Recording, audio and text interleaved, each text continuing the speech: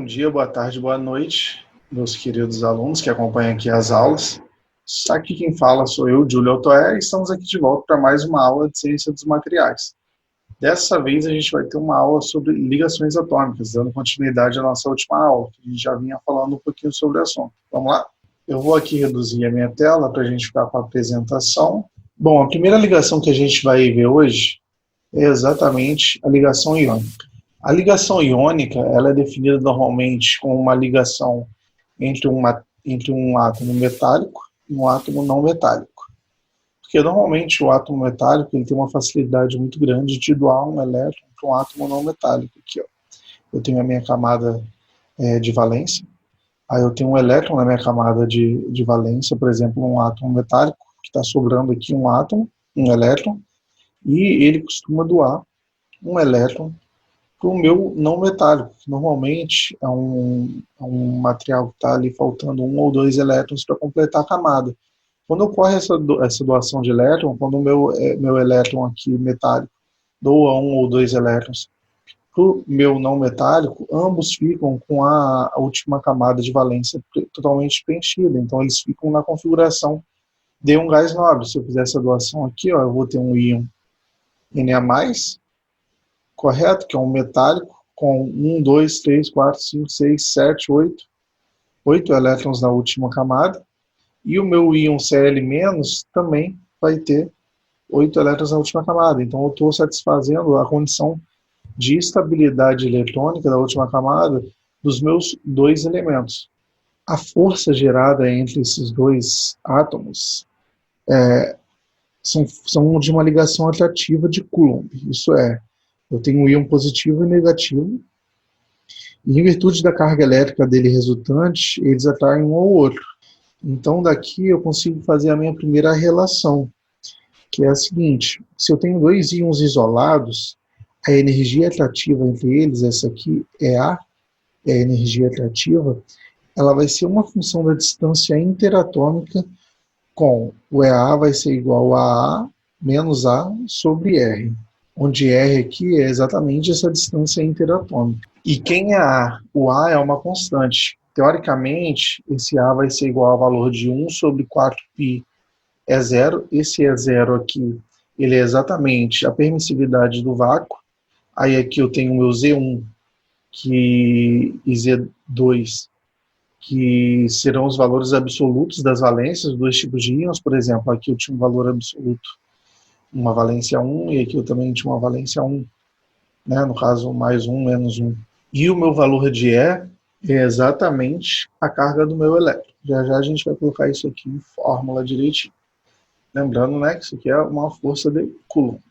Essa equaçãozinha aqui, essa equação EA, ela normalmente ela é definida considerando que todas as ligações são iônicas. Ou seja, eu estou tendo um caso ideal onde eu tenho 100% de ligação iônica. Todavia, na natureza, não necessariamente isso acontece. Você não vai ter 100% de ligações iônicas. Então, o A ele é determinado por dados experimentais, ao invés de serem apenas determinados de forma teórica por uma equação, que no caso é essa equaçãozinha aqui. Aqui, só reforçando as minhas equações, eu tenho o meu E0, que é a minha permissividade do vácuo. Isso que é bom vocês anotarem, que são constantes, é uma constante, né? Vocês têm que saber. Ela está aqui em Faraday por metro. Aqui eu vou ter o meu Z1 e o meu Z2. Meu Z1 e Z2, que são os valores absolutos das valências dos tipos de íon. E aqui é uma carga do meu elétron, que vai ter o valor de 1,602 vezes 10 a menos 19 Coulomb. Uma outra forma de expressar a energia de repulsão é por essa equaçãozinha que eu estou mostrando aqui. O ER é igual a B menos R elevado a N. Nessa expressão, tanto B quanto N eles são constantes. E os valores eles vão depender do sistema que a gente está avaliando. Aqui o meu valor de N ele vai ser aproximadamente 8. Bom, e além disso, a gente tem que uma ligação iônica ela é uma ligação não direcional. Isso aqui é importante. Mais para frente a gente vai entender melhor a importância de uma ligação ser não direcional ou direcional. Uma ligação não direcional ela significa que a magnitude da ligação ela é igual em todas as direções em volta do íon. Ou seja, em consequência, para os materiais iônicos serem estáveis, no caso em um arranjo tridimensional, todos os íons positivos eles têm que ter como vizinho mais próximo um íon negativo, e vice-versa, que é exatamente, ou seja, eu tenho aqui um íon Na+, um íonzinho positivo, então aqui eu vou ter que ter um Cl-, aqui eu vou ter que ter um Cl-, aqui eu vou ter que ter um Cl-, e aqui eu vou ter que ter um Cl-. Aí aqui depois eu vou preenchendo com Na+, também, que é exatamente para eu ter esse equilíbrio das cargas. Bom, a energia da ligação iônica, elas variam mais ou menos entre 600 e 1.500 kJ por mol, que elas são relativamente grandes. E o que isso significa, o que isso ocasiona no meu material, né? Se eu olhar aqui na nossa tabelinha que está em inglês, aqui eu já estou botando as outras ligações, que a gente vai focar depois, mas por enquanto eu quero que vocês observem só essa aqui, que é a ligação iônica, que eu vou dar um zoom aqui na tela. A ligação iônica, a gente está vendo que ela está variando entre 640 e aproximadamente 1.500, e a temperatura de fusão do meu material, ele está meio que seguindo um pouquinho essa questão da energia, aqui à medida que eu estou aumentando a energia da ligação, eu também estou aumentando a temperatura de fusão. Obviamente que isso não vai ser igual para todos os materiais, porque depende de outras questões, mas isso tem de ser isso é uma tendência de materiais que têm ligações iônicas a terem uma temperatura de fusão alta, que a gente está vendo, 800 graus, 2.800 graus, são temperaturas de fusões bem elevadas, e elas tendem a aumentar à medida que a energia também da ligação aumenta. Aí, para a gente fazer um exercício agora, para a gente colocar em prática um pouquinho os conceitos que a gente viu nessa aula, vamos fazer um exemplo aqui, né? O nosso exemplo, eu estou afirmando que os raios atômicos dos íons K+, e Br-, é o potássio aqui e o bromo, ele me deu o tamanho desse raio atômico, 0,138 e 0,196 nanômetros, respectivamente. Aí ele perguntou, calcule a força de atração entre esses íons na sua separação interiônica de equilíbrio. Bom, vamos lá. Bom, pela aula anterior e o background que a gente já tem, a gente sabe que a força de atração entre dois íons vai ser o Fa, que vai ser a derivada da minha energia de ligação pela minha distância interatômica. E eu sei que o meu EA é igual a menos A sobre R, que a gente viu isso hoje nessa aula. Então eu posso pegar aqui, ó, esse valor de EA e substituir aqui nessa minha primeira equação. O que eu vou obter? Eu vou obter aqui que o meu F de A, né, vai ser igual a minha derivada de menos A sobre R aqui, ó, substituir, sobre dr. Se eu arrumar isso aqui, vai ser igual a menos A sobre R, a derivada de menos A sobre R é quanto? É menos A sobre R ao quadrado, certo?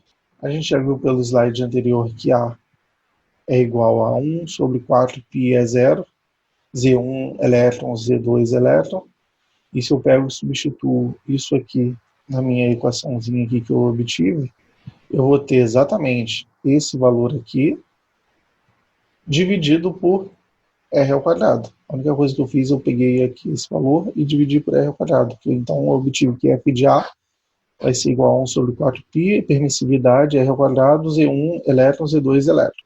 Beleza, isso aqui é um valor que eu já tenho, π é um valor que eu sei, a permissividade é uma constante que eu também sei, eu consigo substituir todos esses valores aqui, eu vou chegar nessa expressãozinha aqui, que é exatamente 2,31 vezes 10 a menos 28 newton por metro ao quadrado, dividido por R ao quadrado, Z1, Z2. Bom, mas aí agora falta a gente descobrir quem que é o nosso Rzinho, né? Que é uma parte importante do problema.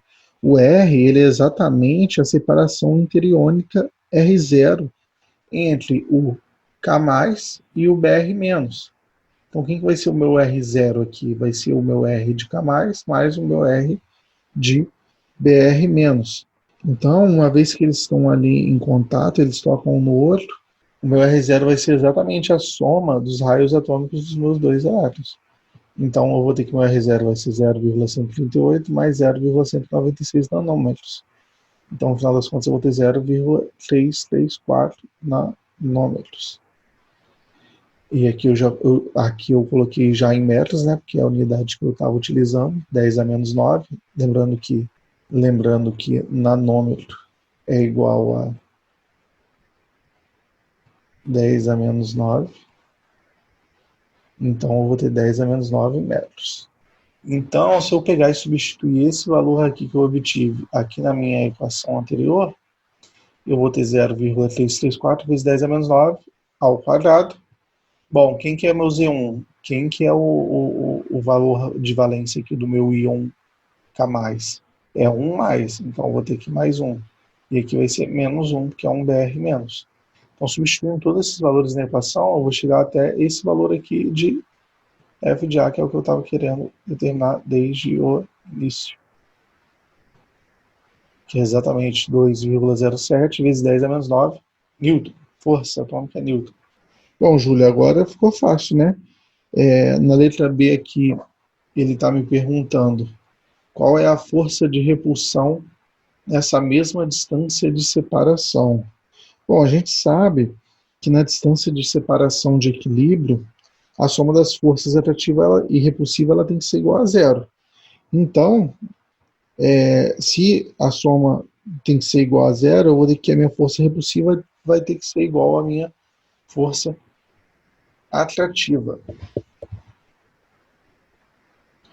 Então, aqui eu tenho que a minha força atrativa vai ser igual à minha força repulsiva, que vai ser igual a menos 2,7 vezes 10 a menos 9. Exatamente igual. Alguma dúvida nessa questão, gente? Se ficou alguma dúvida, perguntem aí nos comentários que a gente sempre tenta tirar. Bom, aqui a gente vai para o nosso segundo tipo de ligação, que é a ligação covalente. Nesse tipo de ligação, normalmente a gente encontra esse tipo de ligação em materiais que a gente tem uma pequena diferença de eletronegatividade entre eles. Os átomos têm uma pequena diferença de eletronegatividade entre eles. Então, eles normalmente estão próximos um do outro da tabela periódica. Então, aqui a gente tem os átomos possuem uma pequena diferença de eletronegatividade e, normalmente, eles funcionam pelo compartilhamento de elétrons, ou seja, aqui eu tenho aqui um átomo de hidrogênio e outro átomo de hidrogênio. Ambos estão instáveis, certo? Porque eles estão com um elétron na última camada. Para a estabilidade aqui mais próxima da camada K, eu preciso de ter 2 elétrons.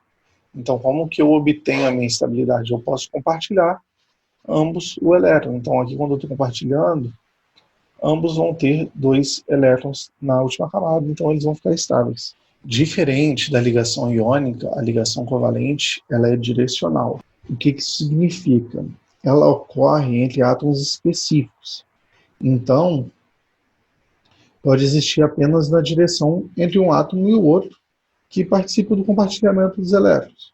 Muitas moléculas elementares de não metais, como a gente colocou aqui o exemplo, o Cl2 e o F2, assim como umas moléculas que possuem átomos diferentes, como CH4, H2O, HNO3 e HF, elas estão ligadas covalentemente. Além disso, esse tipo de ligação covalente ela também é encontrada em alguns sólidos que não são tão elementares assim, como é o caso do diamante. A gente está aqui que ele é apenas formado entre carbono. E aqui a gente tem outro exemplo de material formado de ligação covalente, que é o carbeto de silício. Aqui eu coloquei a nossa tabelinha de novo, para a gente dar uma olhadinha. Vou dar um zoom aqui para vocês novamente. As ligações covalentes, elas podem ser tanto muito fortes, como é o caso do diamante, que ele é muito duro e possui uma temperatura de fusão bem elevada. Aqui, se eu for olhar a minha temperatura de fusão do diamante, está acima de 3.500 graus Celsius.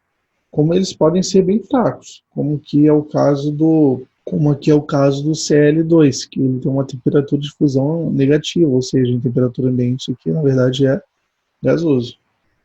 Agora a gente vai falar de uma questão importante, que é a hibridação sp3 da ligação do carbono. Eu vou passar um pouquinho mais rápido disso aqui, porque eu pretendo fazer uma aula só sobre esse assunto, que muitas vezes esse assunto é difícil realmente de entender, então eu quero fazer uma aula explicando com mais calma esse tema, mas eu vou tentar explicar o mais simples possível aqui, para quem já tem um pouquinho de noção. Se você ficar com dificuldade, eu vou lançar, assista a próxima aula, que vai ser uma aula só sobre hibridação. Bom, a hibridação ela é meio que uma mescla ou combinação de dois ou mais orbitais atômicos com o resultado que existe uma maior sobreposição dos orbitais durante a ligação. Vamos lá, vamos pegar um exemplo aqui. Digamos que eu tenho a configuração eletrônica do carbono. Né? O carbono eu vou ter 6 elétrons, então eu vou ter 1 S2, 2 S2 e 2 P2. E na hora que eu vou distribuir esse elétron, eu vou preencher aqui a camada, eu vou primeiro preencher minha camada K, certo? A minha camada K aqui eu vou preencher um spin para cima, um spin para baixo. Aí depois eu vou preencher minha camada 2S, um spin para cima, um spin para baixo. E vou começar a preencher minha camada 2P.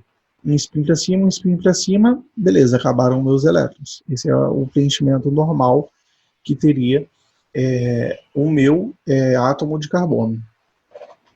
Porém, acontece o quê? Que em algumas circunstâncias, um dos elétrons do orbital 2s, ele é promovido ao orbital 2p. Então, o que está acontecendo? Eu tenho aqui já a minha setinha.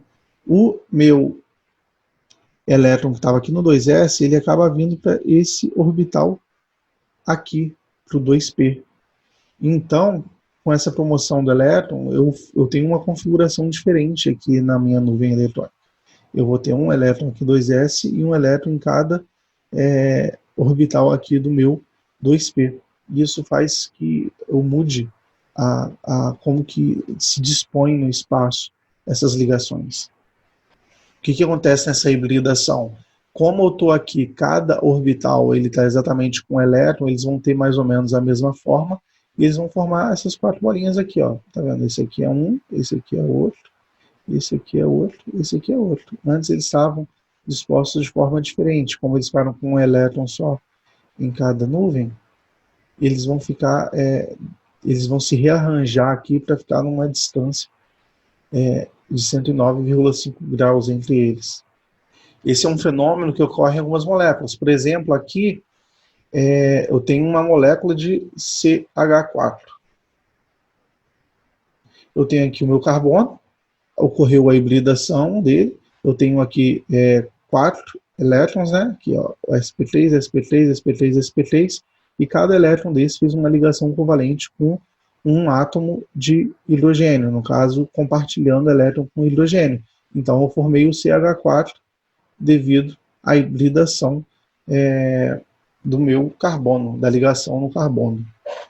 E por fim, aqui eu vou ter a minha ligação metálica. Uma ligação metálica, normalmente, ela ocorre, como o nome já diz, do metal entre um metal. Ambos os metais eles têm elétrons livres, então eu posso formar o que a gente chama de nuvem de elétrons, ou mar de elétrons, que no caso, todos os elétrons de valência, eles não estão ligados a nenhum átomo, eles participam eles estão mais ou menos livres para ficar se movimentando por todo o metal. Isso que a gente chama de uma nuvem de elétrons, ou um mar de elétrons. A gente considera que ele participa do metal como um todo, assim. Os elétrons restantes, junto com os núcleos atômicos, eles formam o que a gente define de núcleo iônico, que no final das contas eles possuem uma carga resultante positiva com magnitude equivalente à carga total dos elétrons de valência por átomo, né? Se a gente tem uma carga positiva, vamos ter que ter uma carga negativa para contrabalancear. Só para ponderar, a ligação metálica também é uma ligação que é não direcional, assim como a ligação iônica. Aí aqui eu ainda tenho algumas especificações que são normais em ligações metálicas. Normalmente eles estão no grupo 1A e 2A e os metais elementares. Eles têm como propriedades que são bons condutores de eletricidade e calor, e além disso eles fraturam de forma dúctil. Mais para frente a gente vai entender o porquê disso e o que é isso, no caso, né, a temperatura ambiente. E aqui, olhando a tabelinha que a gente já estava vendo para os outros tipos de ligações também, a gente vai ver que a ligação metálica ele varia bastante, a temperatura de fusão a partir do tipo de metal, né? A gente tem aqui o caso, por exemplo, do mercúrio, que em menos 39 ele já é líquido, e o caso do tungstênio, que é 3.400, só que ele se funde. Então a energia ela varia bastante de um átomo para o outro, de um metal para o outro. Bom, gente, essa foi a nossa aula de hoje. Eu espero que vocês tenham gostado. Caso tenha alguma dúvida, basta perguntar. A gente vai fazer mais uma aulinha aí sobre a hibridação, porque é um pouco mais difícil de enxergar. Vou tentar fazer uma questão um pouquinho mais visual para vocês entenderem a questão. E qualquer dúvida, fiquem à vontade. Curte esse vídeo, compartilhe com um amigo que esteja fazendo essa matéria também. O feedback de vocês é importante para continuar esse trabalho, a curtida também. Eu agradeço muito você que ficou assistindo aqui até agora. Então, é isso. Grande abraço.